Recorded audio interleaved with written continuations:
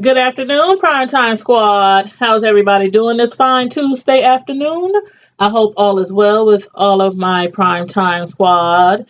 Um, if you guys have been watching the news regarding Cyntoia Brown, she has finally been granted clemency after serving almost 15 years in prison.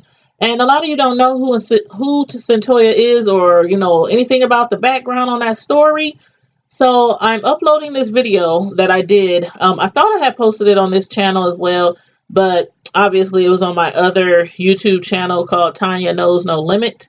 So I'm going to upload this video on this channel as well, on my Tanya's Primetime channel, for those who have not seen the video. And then in about an hour and a half, I'm going to come back to you guys on my other channel, Tanya Knows No Limit, with a live on the update, because again, she was granted clemency after serving almost 15 years in prison.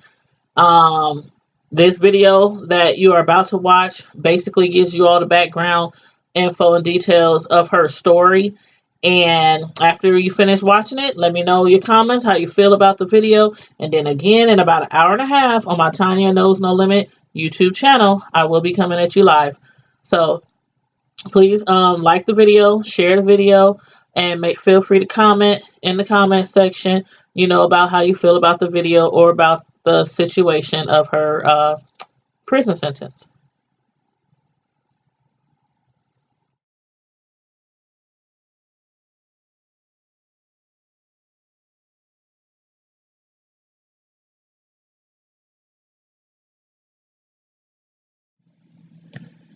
Hey everybody, how's it going this evening? Happy Friday. It's finally Friday. It's finally Friday. Hey. I hope everybody is enjoying their day, even though it's almost basically over. But hopefully you're enjoying the start to your weekend.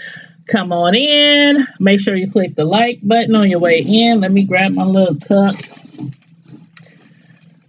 Press the like button. Also, make sure you subscribe if you are not already a subscriber.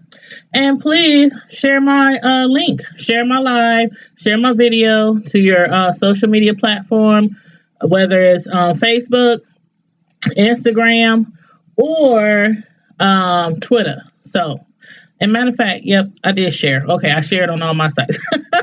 Sometimes I forget. I'll be telling y'all to share, and I don't share myself. Hey, everybody peeping in from Instagram. I'm live on Instagram. I'm live on YouTube.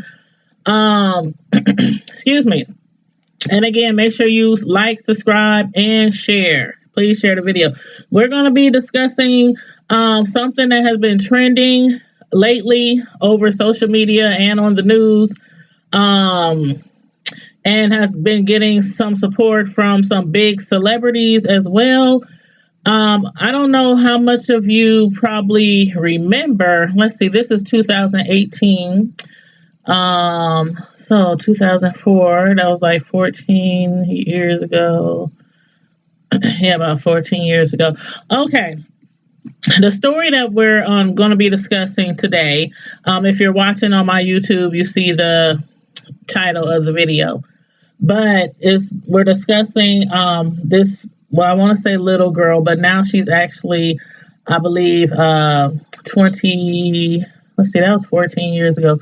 She was 16 in 2004, and now basically she's a whole grown woman. Her name is Cyntoia. I think I'm saying it right. Cyntoia Brown. And it's about a girl who was 16 years old.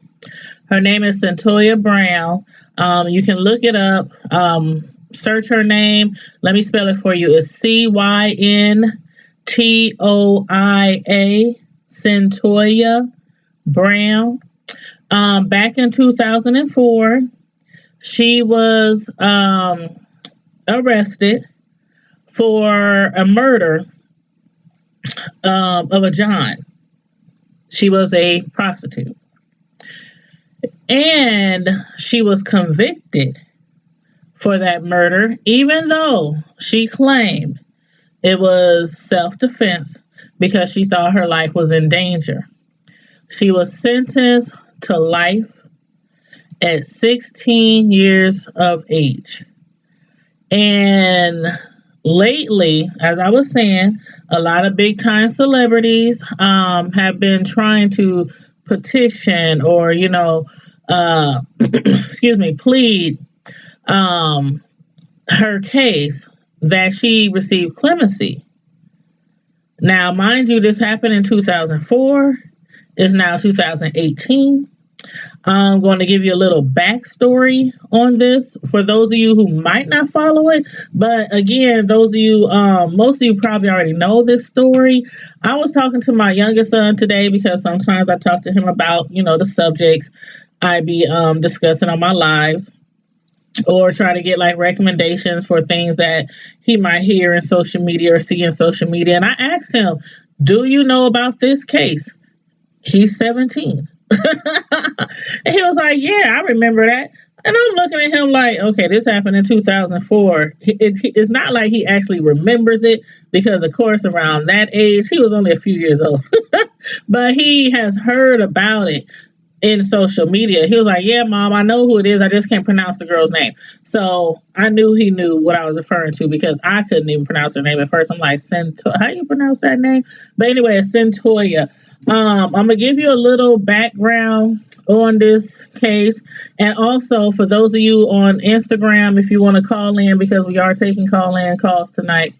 Those of you on YouTube, we are also taking call-in calls tonight. So I'm going to open up the phone lines after after I finish talking and giving you all the 411 on the information. Then I'm gonna cut my Instagram off because I'm gonna need my phone to go live. So just letting you guys know on Instagram, if you want to jot down the phone number, or you can just go over to my YouTube channel, Tanya Knows No Limit, and you can find the phone number there also going across my YouTube channel.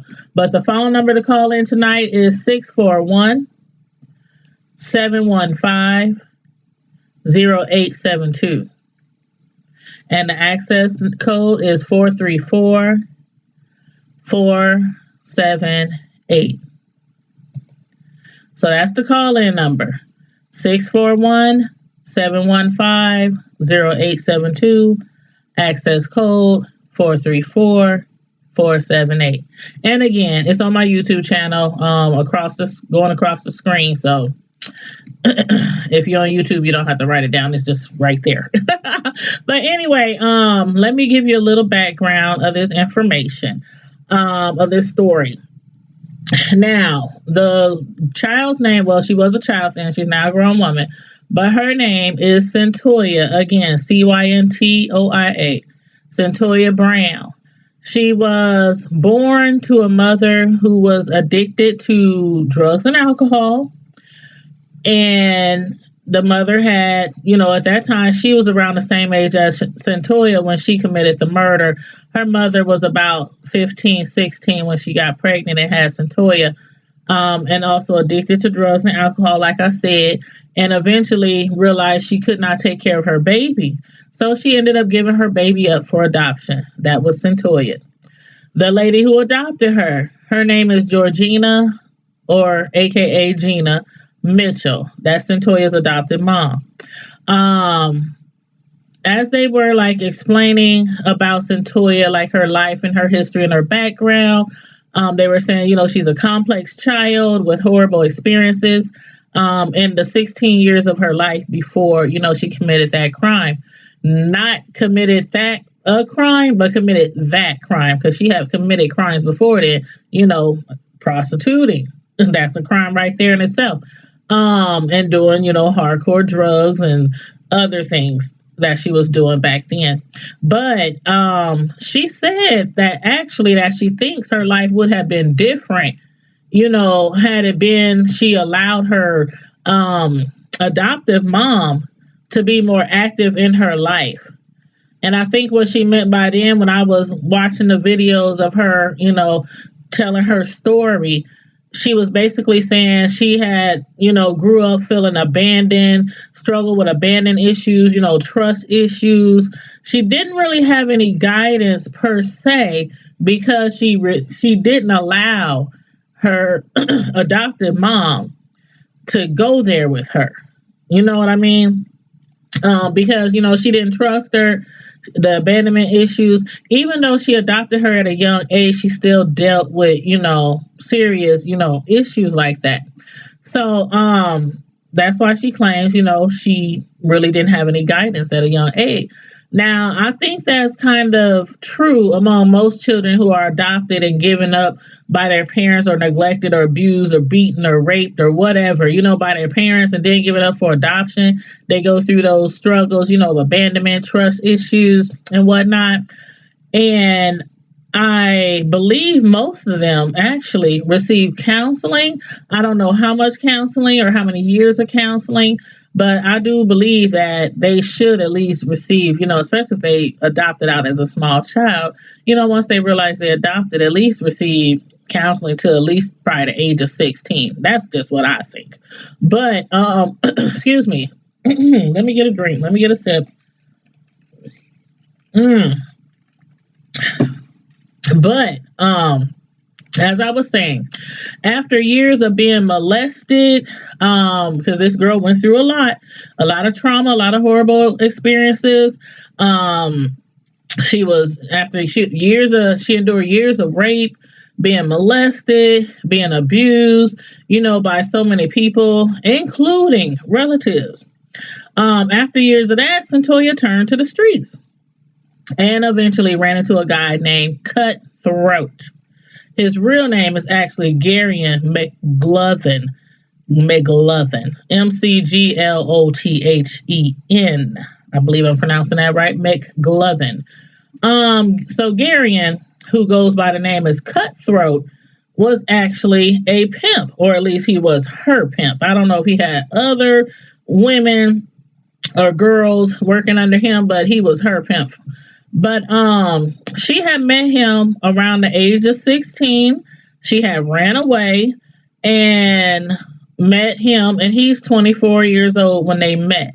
Again, he goes by the name of Cutthroat. And they started living together. They moved around a lot because, he wasn't really like working. And she was, only barely 16 years old. So they moved around a lot, stayed where they could, different hotels. And mind you, although she was being abused, throughout her life and raped and molested and beat, he was also abusive to her. And also would make, outrageous demands from her, forcing her to have sex with his friends, forcing her to have sex with as many people as she can, so that she can make as much money as she can for him. Not only was he abusive physically, but he was also abusive mentally. He forced her to prostitute herself for money. He also regularly choked her till she became unconscious, beat her, raped her. I mean, it was awful. It was awful. It's like she even around her family, she was abused, raped, molested, beat, even by her. She said her adopted dad, he used to slap her around all the time and tell her, I can do it just because I want to do it. And, things like that. She endured a lot. And so I think when she met him, she thought, this man is 24 years old, probably had some kind of father, stigma with him, needed a father figure or someone like that in her life. And he ends up being an abuser as well. He also would give her like a laundry list of items that he wanted. Like, he had told her that he wanted her to make enough money to provide him with a new truck. A new truck. He wanted the big pimped out rims, the big wheels, all that. They down in Tennessee. This is where all this happened, in Tennessee. And, they down there on them big wheels and them big cars and everything. And that's what he wanted, among, other things. And so he would, make demands of her to have as much sex as she could, to make as much money as she could. And again, he would also force her to have sex with his friends too.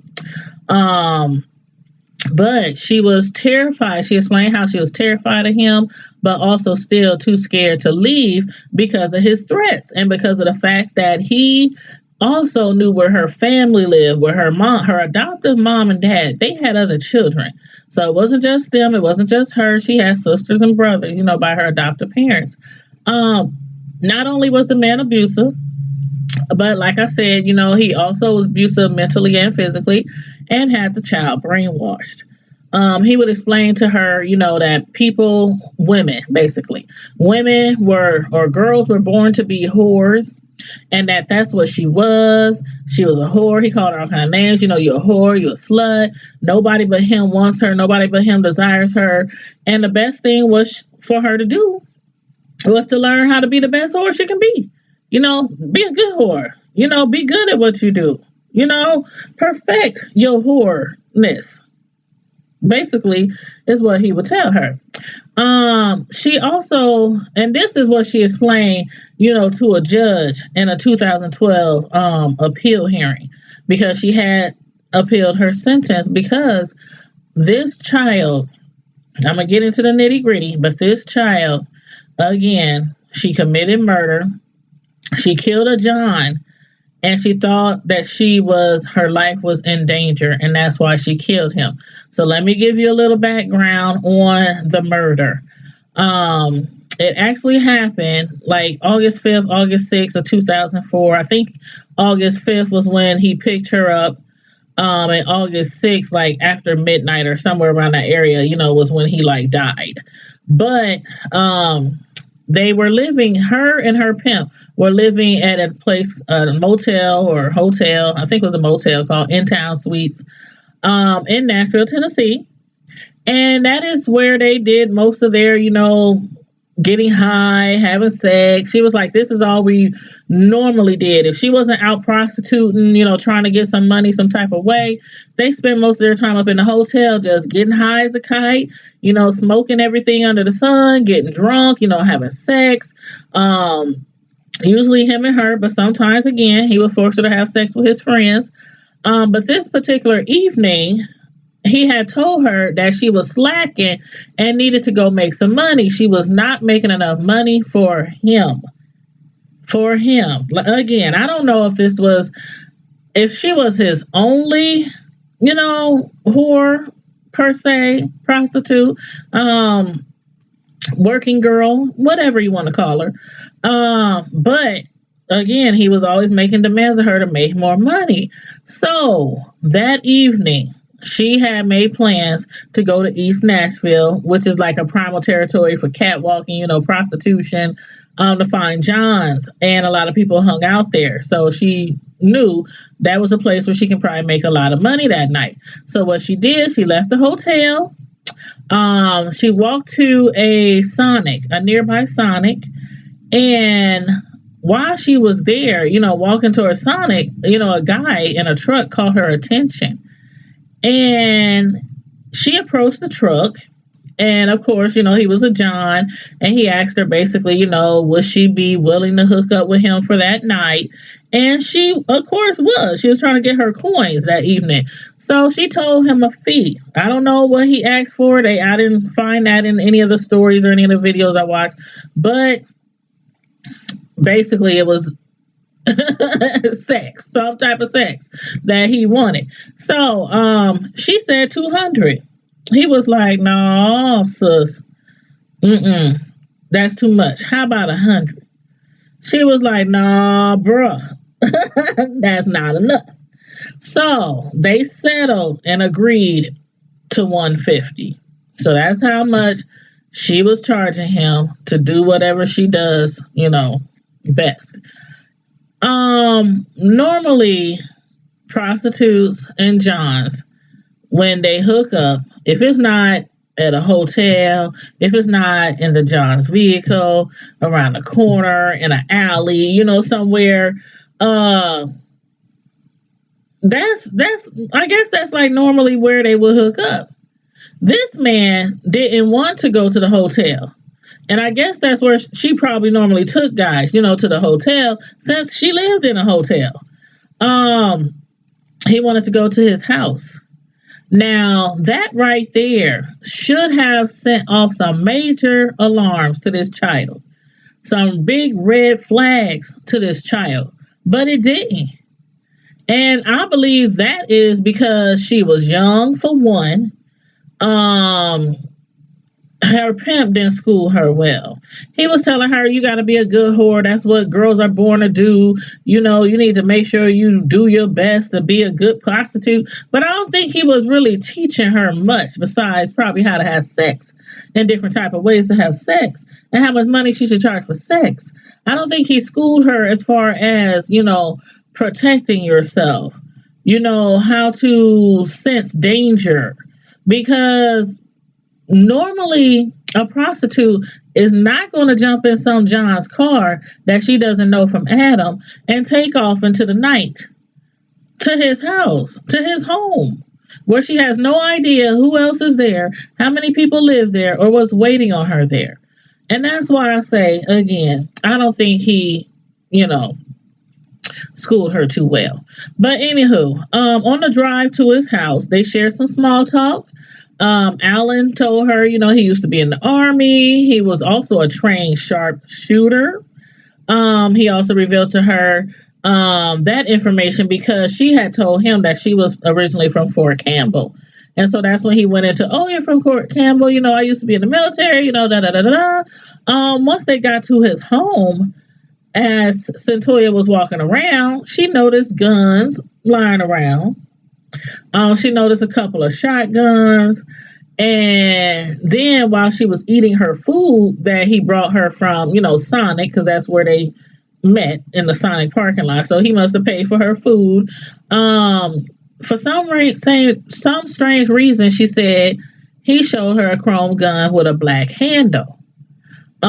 She also expressed that while talking to her, it seemed as if he was trying to make her understand how much more important he was compared to her. And in her mind, I think that's when she kind of sensed maybe she shouldn't have came to this man's house, because then in her mind, and I'm sure this child could have been drunk, she could have been high. That's all her and her pimp did, was get high and get drunk and have sex. So I can imagine she was probably high. She was probably around that time calming down. She was at 8, took a road trip. She probably was coming down off her high and was thinking, oh my God, I'm in this man's house. He got shotguns. He's showing me guns. He's talking about he used to be a sharpshooter. He's basically telling all these things to her, like all these important things. I'm this, I did this, I was great at this, and she's sitting there like, he's telling me all this stuff about him, and I'm at a place where don't nobody even know where I'm at. She was like, my pimp, Cutthroat, he didn't even know where she was at. She got out, walked to Sonic, met up with this John, and left. Her family didn't know where she was. Her mother, her father, her siblings, nobody knew where she was. Nobody. And that's when it kind of hit her like, okay, should I have came with this man, to just for these coins? Now, basically, when they had, while they were conversating, they were making a little more small talk, and they headed for his bedroom. While in the bedroom, while preparing for having sex, clothes off, pre-sex stuff.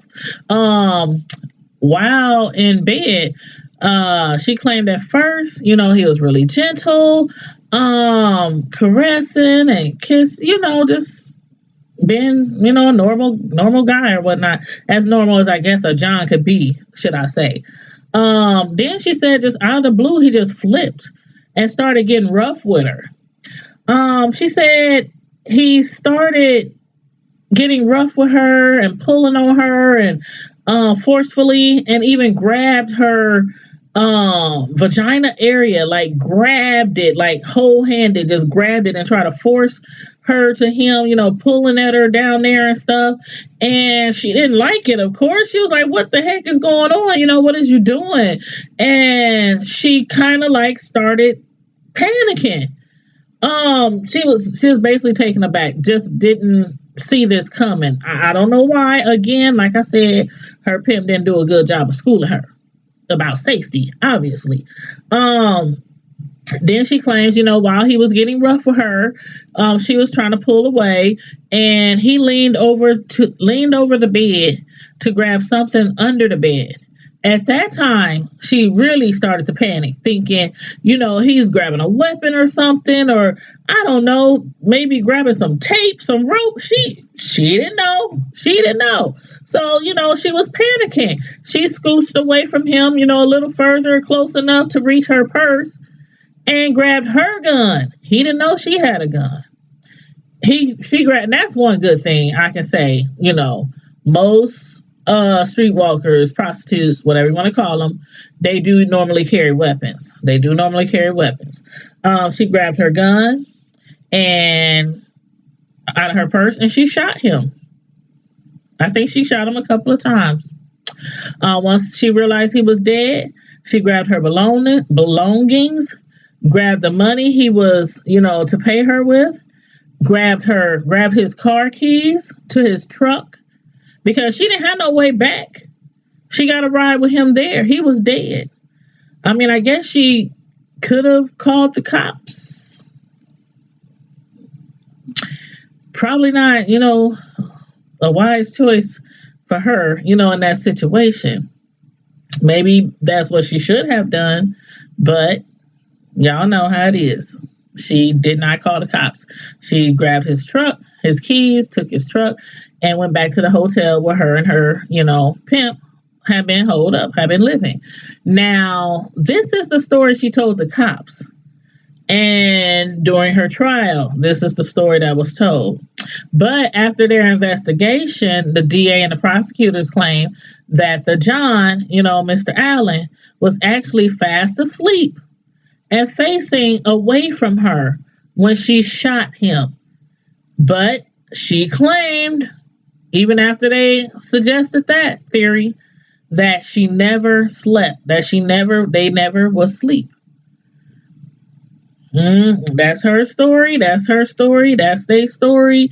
I want to play a piece of this video for you guys real quick. Those of you on Instagram, you can't see it because it's on my YouTube. If you want to see the video, you can go over to my YouTube channel, Tanya Knows No Limit, where I am live over there. Or you probably will still be able to hear it, though, pretty well, though. So let me go ahead and play this video.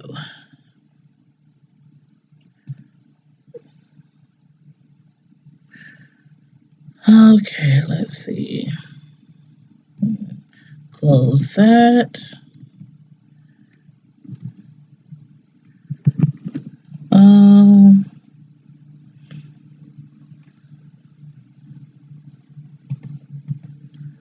Okay. Okay, here we go. Have to get the right screen. All right, you guys. Let me go ahead and play this video for you. And while I'm playing this video for you, I'm going to step out and grab something really quick, and I'll be right back. So just watch this video, and I'll be right back.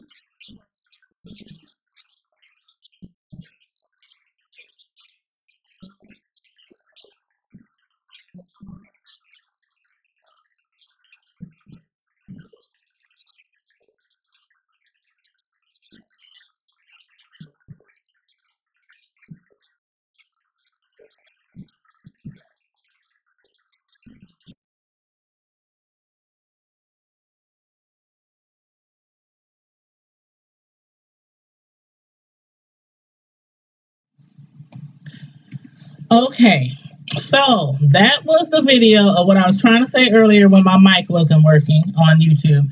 That was the video. Those of y'all on Instagram already heard me. But that was the video I wanted you guys to see because, like I was saying earlier, when she had first went to, and she was being questioned by detectives and everything, they had told her over and over again, if you just tell us the truth, just tell us the truth, just tell us what really, really happened, we'll do our best, we'll make sure, you'll get the best, the sentence, leniency, whatever they was telling her, what they tell you, the detectives, you work with us, we work with you, all of that. She never was even read her rights. Never. Like, she just was spilling stuff and talking, and she's underage. So, and I'm not saying, that she deserves a slap on the wrist for, what happened. Excuse me. I'm not saying that, because she did kill somebody. She was prostituting, doing drugs, all kind of things that she was doing that evening. But she claims it was self-defense. She claims she was scared of her life. She claimed she thought he was pulling a weapon, from underneath the bed. And she panicked. He had started getting rough with her, started, grabbing her forcefully, by her private area, vagina area. And he was doing all this, that, and the third with her and getting aggressive. And she panicked. Now, only them and God knows what really happened in that room. The detectives, the prosecutors, the DA, they tried to close out the case saying, he was asleep, facing away from her. She just pulled a gun over him and shot him in cold blood murder. And that's my doorbell. That's why I had got up a little bit earlier while that video was running, because I knew my son's friend was coming over to spend the night. But anywho, the jury only deliberated for 6 hours. 6 hours. They only deliberated for 6 hours. She was found guilty on first-degree murder. She was found guilty on felony murder. She was found guilty on aggravated robbery. She essentially got sentenced to life. She got sentenced to life. And when the video, was it the second video I showed you? She had called her mom. That was her adopted mom, by the way. The lady, at the desk. That was her adoptive mom, Gina. And she had called her mom when she told her, I can't show you the whole video, but if you want to check it out, look up Cyntoia's story part 1 and part 2. That's just 2 of the videos that are out there. There's a lot of them out there. But look up Cyntoia's story, Cyntoia apostrophe S, Cyntoia's story, part 1 and part 2 on YouTube. And you can follow that. Check out that video. It gives a lot of detail. Some of the information is graphic. That's why I said I can't show too much of the video. But I just think it's so sad how, like, a lot of people were saying, you know what? There's so many people who get charged for rape, and they get like slap on the wrist. Like, really, they get like a slap on the wrist. And one particular person has said, I don't know if y'all remember the name of that guy. It was a white guy, and he had raped a lady on a campus. I believe they were at college. And I'm trying to find this story. Let me see if I can find the story. Okay, here it is. Okay. He had raped, I'm sure y'all probably heard about it. It was a few years ago. He had raped somebody on his campus. She was passed out. She was passed out drunk, like sloppy drunk, and he had raped her. And his name was, let me get his name.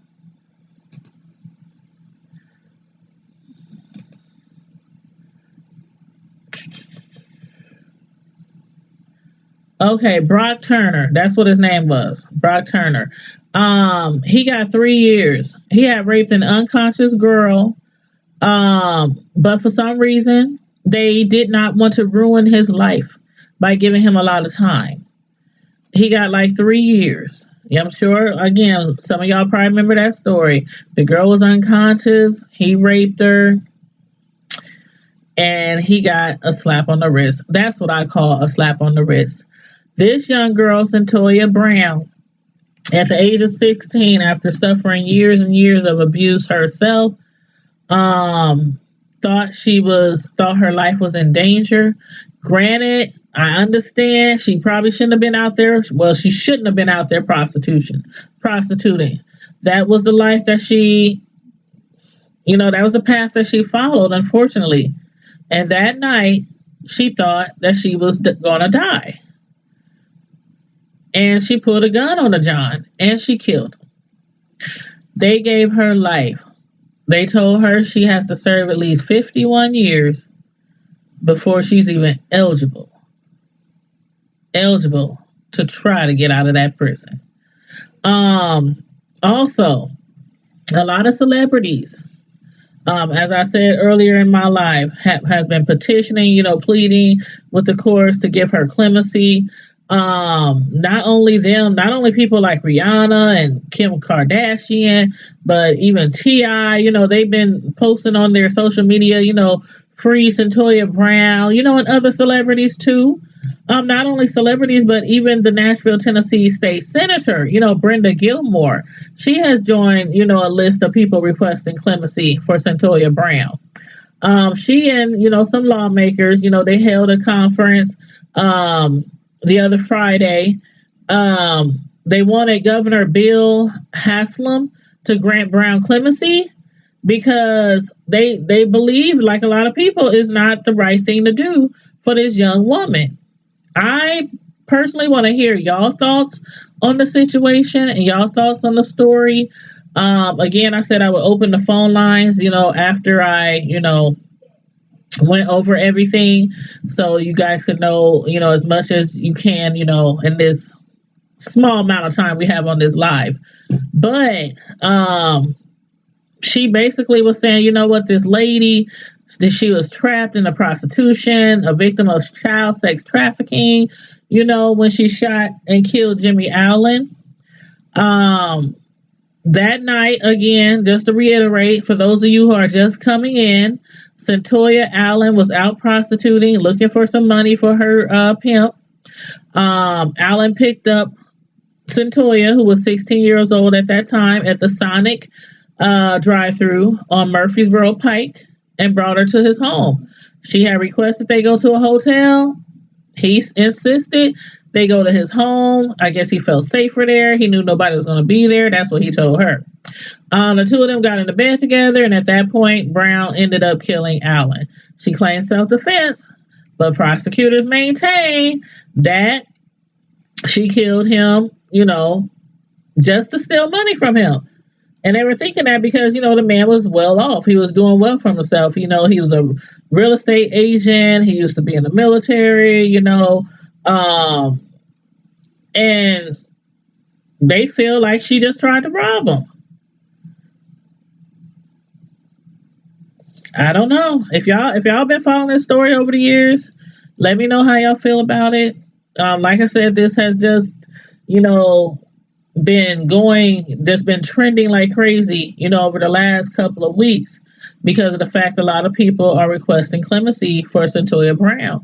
The Supreme Court said last week that she could become eligible for parole, but again, that's after 51 years because she got life. But they think she served long enough. She was arrested in 2004. It is now 2018, about to be 2019. So 14 years she's been locked up from a child to now a grown woman. Um, it's just, I think, I think personally that she should be granted clemency. I think personally, um, I just don't believe she killed that man in cold blood. I just don't. I really don't. Y'all let me know how y'all feel. Again, only God knows, and them too, what happened in that room. She claims self defense. The DA and them say she did it on purpose. She killed him cold blooded to steal some money from him, a couple of $100 that he was gonna give her anyway. I don't know. I don't know. Y'all again, y'all let me know what y'all feel. If y'all want to call in, I can open up the phone lines. Let me know if you want to call in, if you want to make a comment about it, or you can just put your comments in the chat, whichever you prefer. But if nobody want to call in, then I'm not going to turn on the call in line because, again, it just be draining my phone battery. And plus, I'm on Instagram right now on my phone, so if I do turn on the call lines, I have to, turn off my Instagram, and then you guys have to run over real quick to the YouTube channel. Tanya knows no limit. But Another thing, like I said, I believe that she was probably high and drinking that night because that's what they normally did, was get high and get drunk and just have sex up in that hotel room, her and her pimp and whoever he, told her to have sex with. But also, her attorneys, had even argued that her mother's intense alcohol drinking while pregnant, left the teen with a developmental disorder. That could be what caused her behavior that day. Her mother was smoking. She was smoking. She was drinking heavily. She was doing hard drugs, throughout the pregnancy. When she was, and then after she had the baby, she realized she couldn't take care of her. She was addicted to drugs and alcohol, and she gave her up for adoption. But they said evidence of that disorder, which was, they said, is characterized as a severe mental disease and defect, has even lowered her IQ. But none of this was brought up during the trial. None of this was given to the jury during the trial. Also, don't forget, never gave her rights. This was a child. Barely 16 years old. But her case, her case was so big, and it was so much concern throughout the country, throughout the world, that, in 2011, it was a documentary, detailing her life, everything that she'd been through up until the killing and, behind bars. It also helped gain momentum for legislation, against life sentences for juvenile offenders. So that was a plus in the right direction, I believe, because I do believe that a lot of juvenile offenders should not receive life. But it also, again, depends on what the charges was, what they did to get locked up. Heck, a lot of grown folks don't deserve life for what they did. But then we talk about kids. But again, it depends on what exactly they did to get locked up, to get behind bars. But since she's been in prison since like 2000. This happened in like 2004. So she's been in prison since like 2005 ish. And so about 15 years. And they said she's always been a model prisoner. Since she's been placed behind bars, she mentors other women. She got her associate degree. So, she's like a model citizen, a model prisoner, even though she's behind bars. So again, a lot of people, including the senators and people like Rihanna and Kim Kardashian and T.I., all are supporting this young lady. That everybody's out there hashtagging free Cyntoia Brown on their social media sites. If you believe that she should be released, go ahead. Support her. Hashtag free Cyntoia Brown. Cyntoia Brown. BROWN. They don't really know what really struck some of the celebrities to certainly, learn about the case, because a lot of people, again, don't remember the case, or they heard about it a long time ago and just forgot it. It was just in the back of their heads, but lately, like I said, it has been, reignited, and it's all over social media. Look her name up. You can find hundreds and hundreds of posts and videos on this young lady, and the crime that she did and her conviction, everything she went through growing up, from being molested, raped, abused by, her father, family members, her pimp, a lot of other people. By the age of 15, this young lady had sex with almost 40 people. She went through a lot. That's no excuse. That's no excuse to just go out and murder people. But again, y'all check out the story. Y'all watch the videos. And y'all let me know what y'all think. Do y'all think Cyntoia Brown should be granted clemency? Do y'all think Cyntoia Brown deserves a second chance? Do y'all? That's what I want to know from you guys. Who are just coming in on the Instagram and on the YouTube live. Please rewind the video all the way to the front, all the way to the beginning, so you can hear the whole story on this big story that's been basically going around social media, trending in the news, trending on social media, regarding convicted murderer Cyntoia Brown. Does she deserve a second chance? Y'all let me know what y'all think about this. No comments or nothing in the chat saying somebody wants to call in, so we're not going to take calls. Last call for alcohol, as they say in the club. Last call, last chance to make a call, and let me know how you feel over the phone. But you don't have to call if you don't want to. Put your comment in the chat. Let me know how you feel. Let me know what you think. Let me know if you remember this from back in the day. This was like 15 years ago. Some people were little kids back then when this happened, so they might not know anything about this case. But again, please rewind the video if you are just coming in and watch it from the beginning. Also, make sure you subscribe to my channel if you are not already subscribed. I got 2 YouTube channels, Tanya Knows No Limit and Tanya's Primetime TV Media Reviews. So please make sure you subscribe to both of my channels. That goes for you guys on Instagram who are watching me right now as well. And those of you on YouTube, my Instagram is Tanya Primetime TV.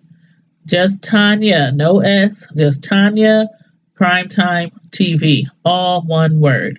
All one word. So you guys, I enjoyed speaking to you guys tonight, bringing you another a review on some trending news, my take on some trending news. And as usual, in the meantime and in between time, Primetime Squad, stay safe, be blessed,